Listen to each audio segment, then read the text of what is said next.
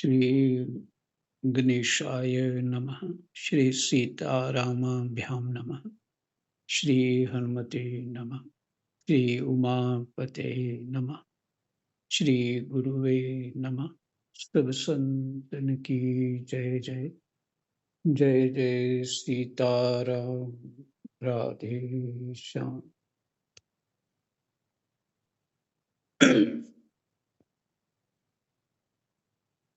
दशम स्कंद है, 14वां अध्याय है। 40 श्लोक तक पाठ हो चुका है।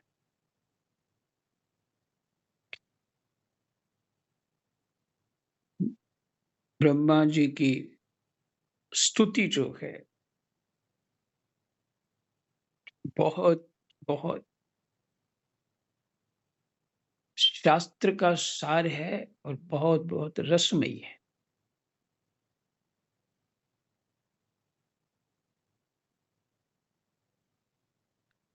नित्य प्रति ये स्तुति का पाठ करना चाहिए।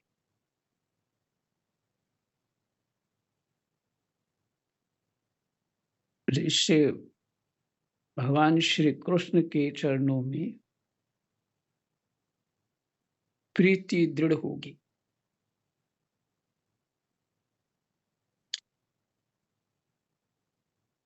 श्लोक नंबर 41 से शुरू कर रहे हैं।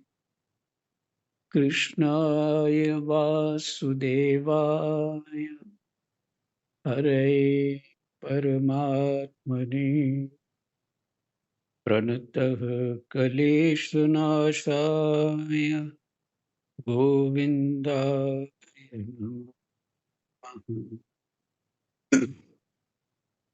श्री सुखदेव जी कहते हैं, परीक्षित, संसार के रचयिता ब्रह्मा जी ने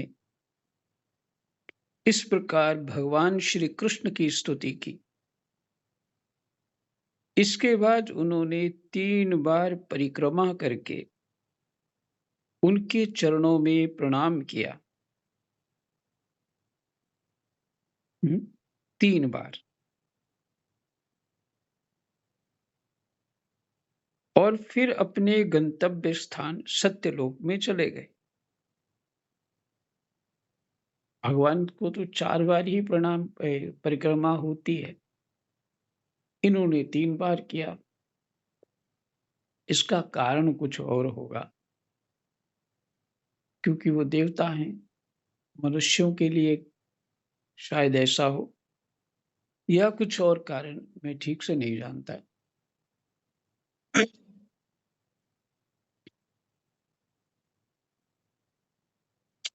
ब्रह्मा जी ने बछड़ों और ग्वाल वालों को पहले ही यथास्थान पहुंचा दिया था। श्री भगवान श्री कृष्ण ने ही ब्रह्मा जी को विदा कर दिया और बछड़ों को लेकर जमुना जी के पुलिन पर आए। यहाँ वे अपने सखा ग्वाल बालों को पहले छोड़ गए थे। परीक्षित, अपने जीवन सर्वस्व प्राण वल्लभ श्री कृष्ण के वियोग में यद्यपि 1 वर्ष बीत गया था, तथापि उन ग्वाल वालों को वह समय आधे क्षण के समान जान पड़ा। क्यों ना हो, आधे क्षण के समान जान पड़ा। क्यों ना हो, वे भगवान की विश्व मोहिनी योग माया से मोहित जो हो गए थे।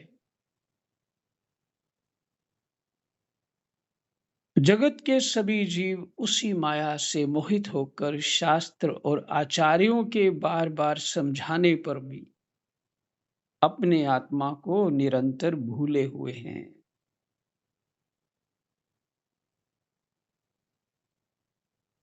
फिर से, परीक्षित, अपने जीवन सर्वस्व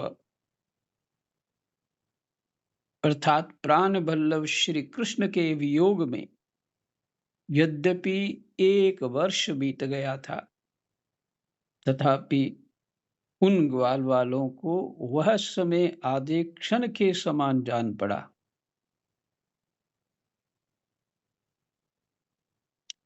क्यों ना हो, वे भगवान की विश्व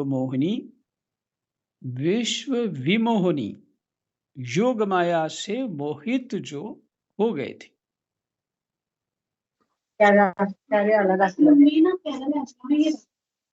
म्यूट कर लीजिए, म्यूट कर लीजिए।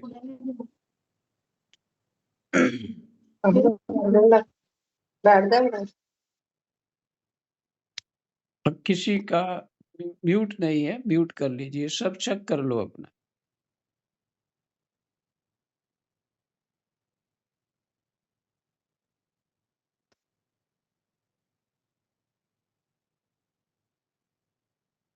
वे भगवान की विश्व विमोहिनी योग माया से मोहित जो हो गए थे।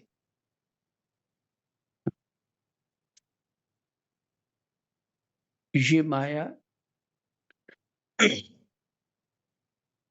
की विचित्र स्थिति यह है,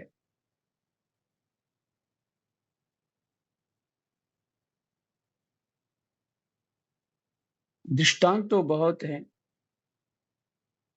जो असत्य है वो सत्य लग रहा,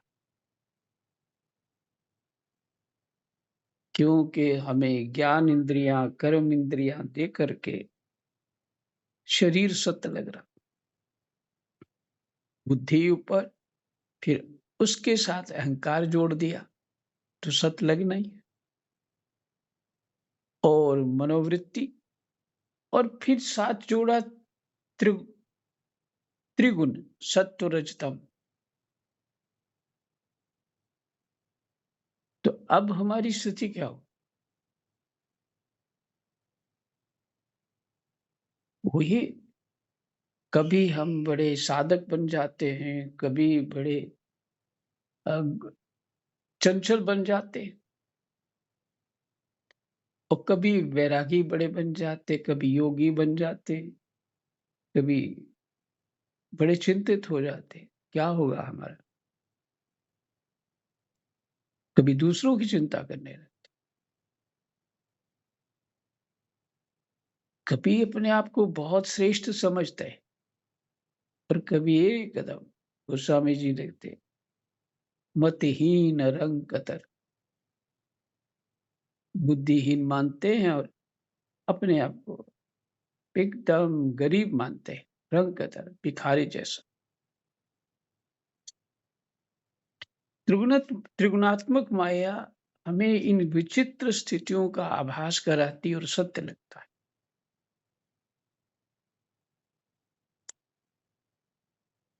और बुद्धि में कोई अपने ढंग का लॉजिक हमें दे करके समझा दे और हम समझ जाते, ये और माया है। कभी दया में फंसते हैं और कभी अहंकार में फंस जाते हैं। विचित्र स्थिति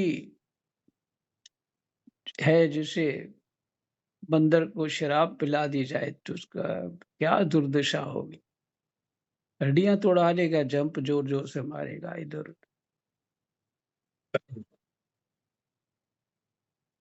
तो ऐसी दुर्दशा माया कर देती है जीव की, लेकिन ये खेल है।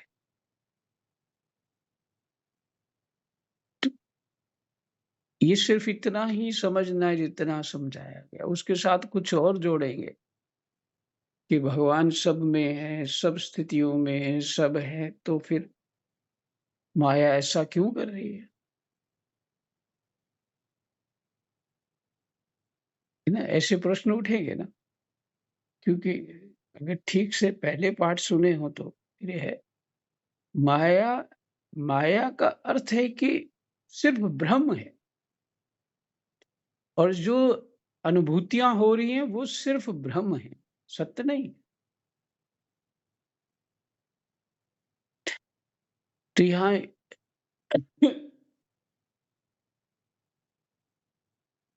ब्रह्मलोक में ले गए बछड़ों को और यहाँ छोड़ दिया।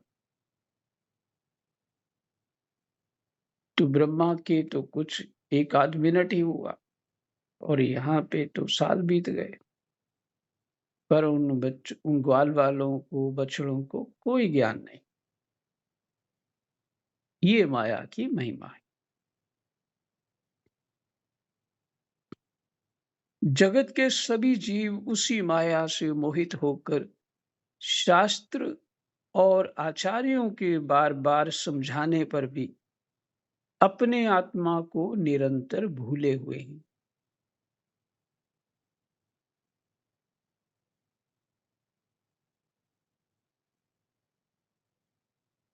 हुँ? श शास्त्र और आचार्यों के समझाने पर भी अपनी आत्मा को निरंतर भूले हो कि तू सच्चित आनंद है, तू ही तो उसका अंश है। अब सिर्फ साधना में सिद्धांत बदल जाएँ भक्ति का, ज्ञान का इत्यादि तो कहीं पे तत्वमसि आ जाएगा, कहीं पे मैं आपका अंश हूँ, कभी सेवक स्वामी, भाव है, दर्शन है, अलग-अलग और किसी एक ही दर्शन की ठीक से समझ आए तो सभी समझ आ जाते। और कहीं ऐसा सुना तो भई उन्होंने ये कहा था, उन्होंने वो कहा था तो गलत हो गया है। हुँ? ये दूसरे तो ये कह रहे थे, नहीं ऐसा नहीं है। साधना करने पे सब समझ में आता।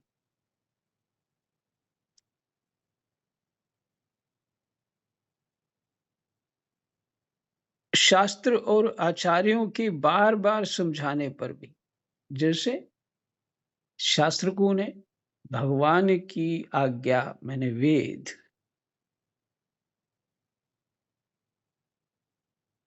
आचार्य कौन है? गुरु, गुरु भी भगवान है। और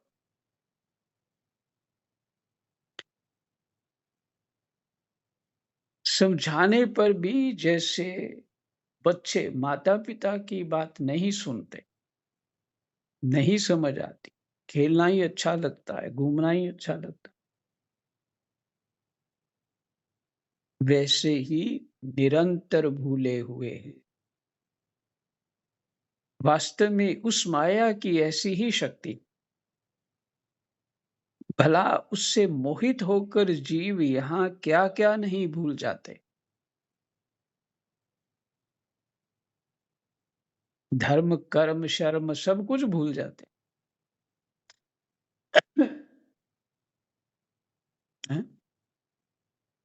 मोहिनी रूप धारण करके भगवान ने सबकी शर्म उतार दी। भगवान शंकर भी आए, मैं देखना चाहता हूँ, तो उनकी भी सुध-बुध खो गई। इसीलिए भगवान कहते हैं मम माया दुरत्या। अच्छा शंकर दूसरे थोड़ी हैं, ये तो लीला है भगवान की।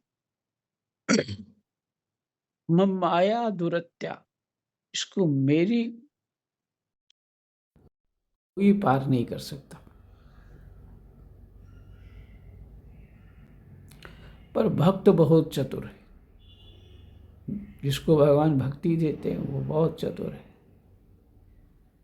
वो उसी की माया का ही प्रयोग करके परमात्मा में मन, बुद्धि, चित्त, इंद्रियां, अपना अहंकार भी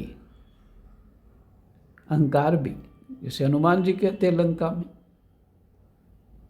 दासो हम कौशलेंद्रस्य, पूरा श्लोक याद नहीं है। मैं भगवान राम का दास हूं, किसी की समर्थ हो मेरे सामने आ जाए, एक रावण क्या 1000 रावण आ जाए, ऐसा अभिमान तो अच्छा है ना। क्या हो रहा है? श्री राम, जय जय। शास्त्रों में ये भी वर्णन है कि माया की महिमा भगवान भी नहीं जानते। इस रोज मैं आचार्य जी से सुन रहा था, उनका बहुत गहरा अध्ययन है और वो अलग ढंग से रहते हैं बिल्कुल। और आप उनको इतना आते-जाते इतना पहचान नहीं पाएँगे ये किस तरह के हैं, बहुत सरल हैं। तो तो मुझे ये कहना है कि विश्व विमोहिनी योग माया से मोहित जो हो गए थे वो बालक, वो ग्वाल-बाल जिनको ब्रह्मा जी ले गए थे। फिर जगत के सभी जीव उस माया से मोहित होकर उसी तरह ये दृष्टांत दिया था। शास्त्र शास्त्र और गुरुओं की माने आचार्यों को जैसे सुनते नहीं हैं, जैसे बालक माता-पिता की बातों को तरफ कभी-कभी ध्यान देते हैं, कभी नहीं देते। क्योंकि उनको खेलना होता है, घूमना होता है, इंद्रियों का नया-नया एक प्रबल जोश होता है। बुद्धि स सचेत होती है, कामनाएँ बढ़ती जाती हैं, इधर क्या है, उधर क्या है। देखिए जब बच्चा छोटा कुछ समझ आने लगती है ना, जब बोलने लगता है थोड़ा, तो वो उसकी तरफ देखेंगे, तो वो हर बात को पूछेगा, "ये क्या है? ये क्या है?" हर बात को पूछता है। मैंने ऐसे बहुत सारे बच्चों को देखा। हमारी भी बुद्धि वैसी है, हर बात को जानना।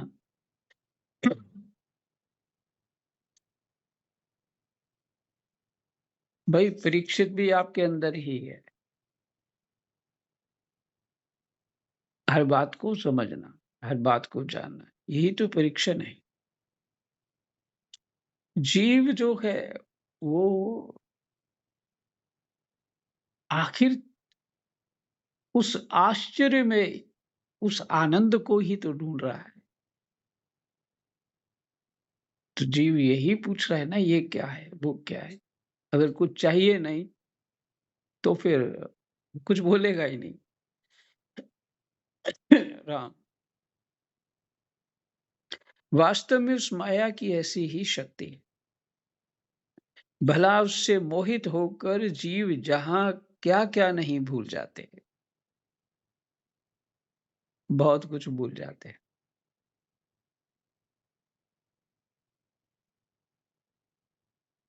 बहुत अपने कर्तव्यों को तो भूल ही जाते हैं, क्योंकि फिर वो कहने लगते हैं हमारे आगे जो जीवन है उसको भी तो देखना है कि आपकी तरफ ही देखते रहें। विचित्र बात है। तो इसलिए वो कर्तव्यों को भूल रहे हैं।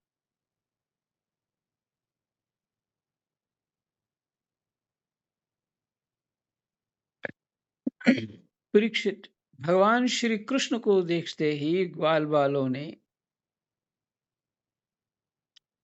बड़ी उतावली से कहा, भाई तुम भले आए, स्वागत है, स्वागत। अभी तो हमने तुम्हारे बिना एक कौर भी नहीं खाया है, एक ग्रास भी नहीं खाया है। आओ, इधर आओ, आनंद से भोजन करो। तब हंसते हुए भगवान ने ग्वाल वालों के साथ भोजन किया। ये वही ग्वाल वाल हैं जिनको ब्रह्मा ले गए थे। लेकिन ग्वाल वालों को कुछ पता नहीं लगा कि बीच में खेल क्या हुआ है। इतने समय में खेल क्या हो गया।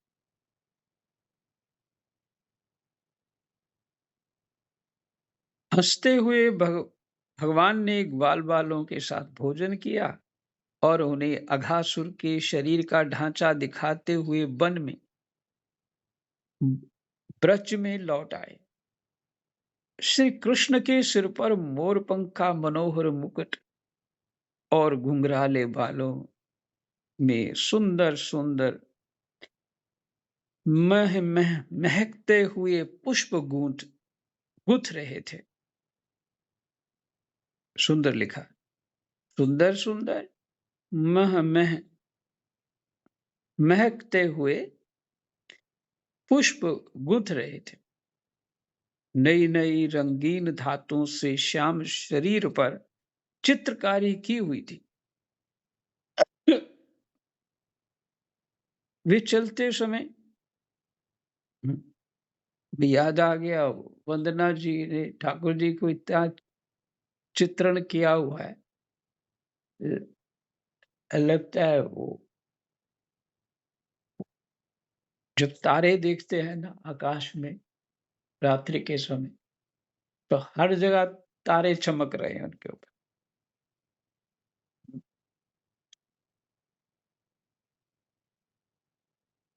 नई-नई रंगीन धातुओं से श्याम शरीर पर चित्रकारी की हुई थी।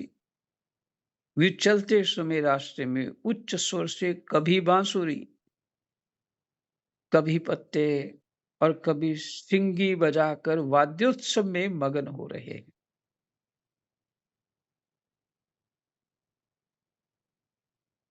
पीछे-पीछे ग्वालवाल उनकी लोक पावन कीर्ति का गान करते जा रहे हैं। कभी वे नाम ले लेकर अपने बछड़ों को पुकारते, तो कभी उनके साथ लाड लड़ाने लगते।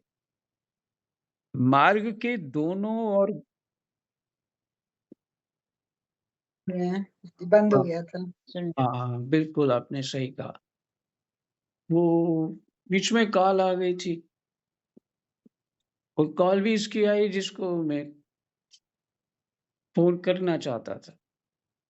फिर मैंने थोड़ा पॉज़ करके उससे बोला कि बाद में बात करता हूँ। ठीक है। देखो वो अ, चित्त इधर-उधर हो जाते हैं ना, तो बहुत गड़बड़ हो जाती है।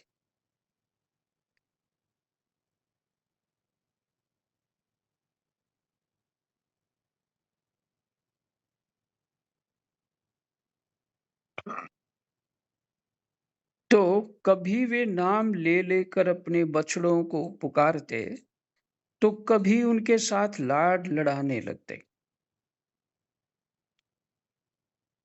मार्ग के दोनों ओर गोपियाँ खड़ी हैं। जब वे कभी तिरछे नेत्रों से उनकी नज़र मिला देते, तब गोपियाँ आनंद मुग्ध हो जाती। इस प्रकार भगवान श्री कृष्ण ने गोष्ठ में प्रवेश किया। गौशाला में परीक्षित उसी दिन बालकों ने ब्रज में जाकर कहा कि आज यशोदा मैया के लाडले नंद नंदन ने वन में एक बड़ा भारी अजगर मार डाला और उससे हम लोगों की रक्षा की है।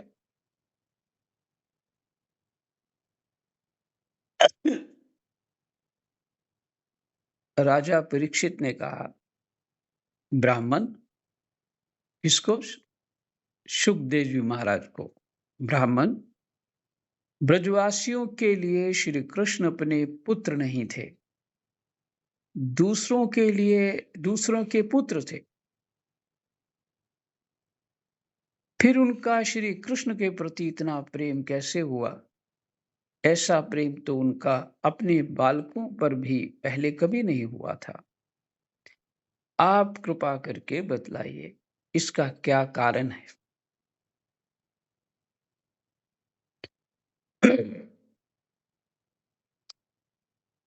देखिए, बहुत कुछ परीक्षित जानते हैं, फिर भी अपने आप को कन्फर्म करना चाहते हैं। साधक एक दूसरे से जो चर्चा सुनते हैं, वो जानते हुए ही कन्फर्म होता है जीव को। साधक जो है ऐसा ही करते हैं। श्री सुखदेव जी कहते हैं, राजन, संसार के सभी प्राणी अपने आत्मा से ही सबसे बढ़कर प्रेम करते हैं। बहुत सुंदर प्रसंग है ये। पुत्र से, धन से या और किसी से जो प्रेम होता है, वह तो इसलिए कि वे वस्तुएं अपने आत्मा को प्रिय लगती हैं। पुत्र, धन या कोई और जिससे आपको प्रेम हो जाता है, वो आपको प्रिय लगता है। राजेंद्र, यही कारण है कि सभी प्राणियों का अपने आत्मा के प्रति जैसा प्रेम होता है,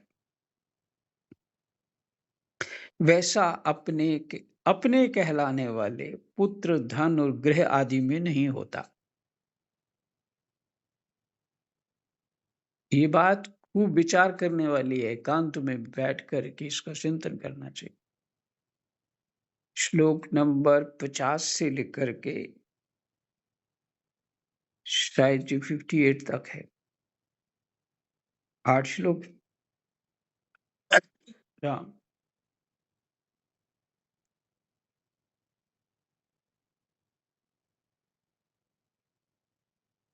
यही कारण है कि सभी प्राणियों का अपने आत्मा के प्रति जैसा प्रेम होता है, वैसा अपने कहलाने वाले पुत्र, धन और गृह आदि में नहीं होता।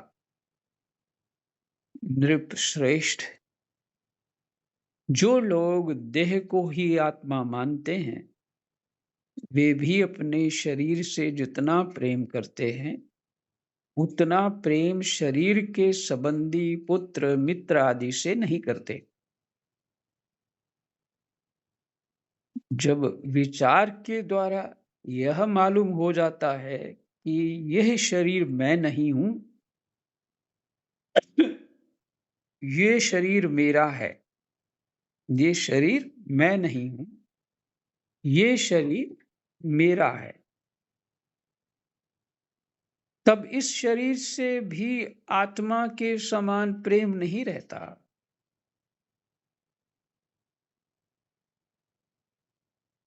यही कारण है।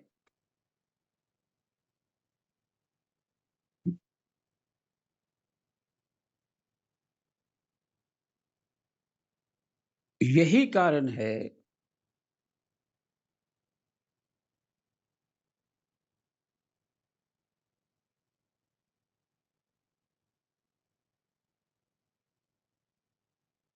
हम्म कि इस देह के जीर्ण शीर्ण हो जाने पर भी जीने की आशा प्रबल रूप से बनी रहती है। यही कारण है कि इस देह के जीर्ण शीर्ण हो जाने पर भी जीने की आशा प्रबल रूप से बनी रहती है। इससे ये बात सिद्ध होती है कि सभी प्राणी अपने आत्मा से ही सबसे बढ़कर प्रेम करते हैं।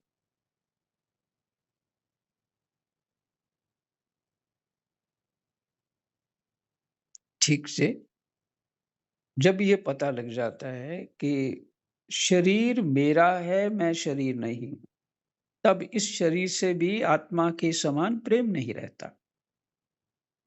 यही कारण है कि इस देह के जीर्ण शीर्ण हो जाने पर भी जीने की आशा प्रबल रूप से बनी रहती है। इससे यह बात सिद्ध होती है कि सभी प्राणी अपने आत्मा से ही सबसे बढ़कर प्रेम करते हैं और उसी के लिए इस सारे चराचर जगत से भी प्रेम करते हैं। उसी के लिए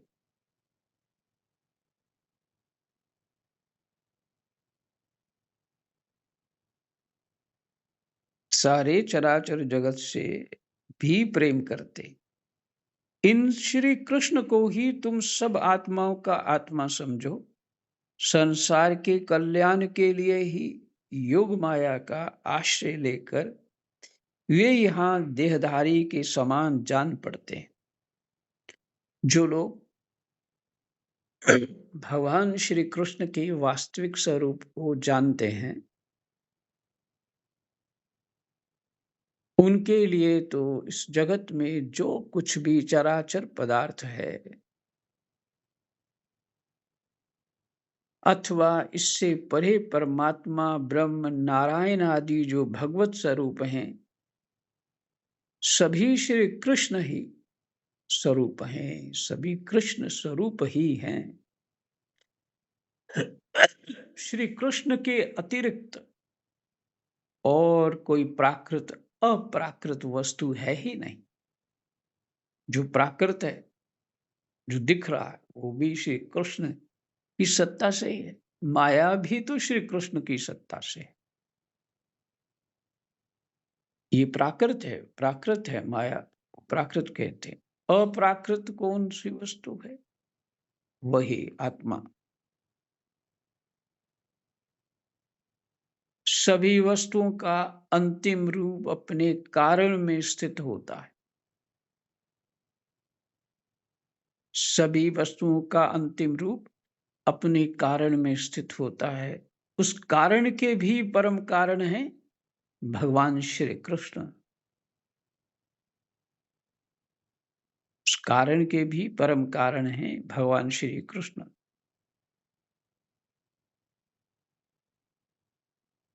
तब भला बताओ किस वस्तु को श्री कृष्ण से भिन्न बतलाएं? कारण के भी कारण श्री कृष्ण है, तो बताओ भगवान से अलग कौन सी वस्तु है? जिन्होंने पुण्य कीर्ति मुकुंद मुरारी के पद पल्लव की नौका का आश्रय लिया है, जो किसी सत्पुरुषों का सर्वस्व है, नाम राम, जो किसी ने, जो कि सत्पुरुषों का सर्वस्व है, क्या है? भगवान का आश्रय, पद पल्लव का नौका का आश्रय मैंने चरण शरण का आश्रय, चरण शरण हो जाना। ये जो कि सत्पुरुषों का सर्वस्व है, उनके लिए ये भव सागर बछड़े के खुर के गड्ढे के समान है, कुछ भी नहीं। भवसागर के माया तो है ना, उसके लिए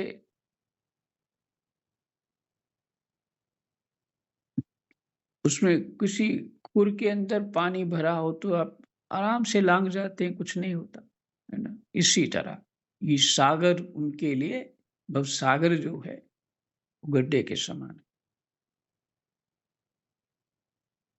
उन्हें परम पद की प्राप्ति हो जाती है और उनके लिए विपत्तियों विपत्तियों का निवास स्थान यह संसार नहीं रहता।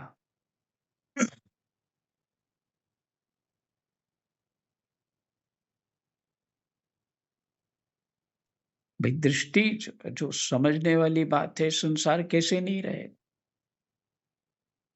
जो सर्प दिख रहा था वो सच्ची वस्तु दिख जाएगी जब, रस्सी, तो फिर संसार कैसे रहेगा?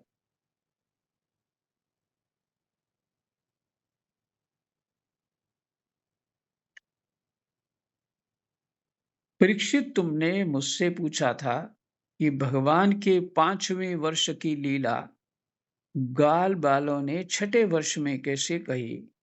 उसका सारा रहस्य मैंने तुम्हें बतला दिया। भगवान श्री कृष्ण की ग्वाल बालों के साथ वन क्रीड़ा, अघासुर को मारना, हरी हरी घास से युक्त भूमि पर बैठकर भोजन करना, अप्राकृत रूपधारी बछड़ों और ग्वाल वालों का प्रकट होना और ब्रह्मा जी के द्वारा की हुई इस महान स्तुति को जो मनुष्य सुनता और कहता है, उस उसको उसको धर्म अर्थ काम और मोक्ष की प्राप्ति हो जाती है। परीक्षित, इस प्रकार श्री कृष्ण और बलराम ने कुमार अवस्था के अनुरूप आंख मिचौनी, सेतु बंधन, बंदरों की भांति उछलना कूदना आदि अनेक लीलाएं करके अपनी कुमार अवस्था ब्रज में ही त्याग दी। ब्रज में ही त्याग त्याग दी। ब्रज में ही उन्होंने फिर तो आगे चले जाएँगे। जय जय सीताराम, राधे श्याम, कृष्णाय वासुदेवाय, हरये परमात्मने, प्रणतक्लेशनाशाय गोविन्दाय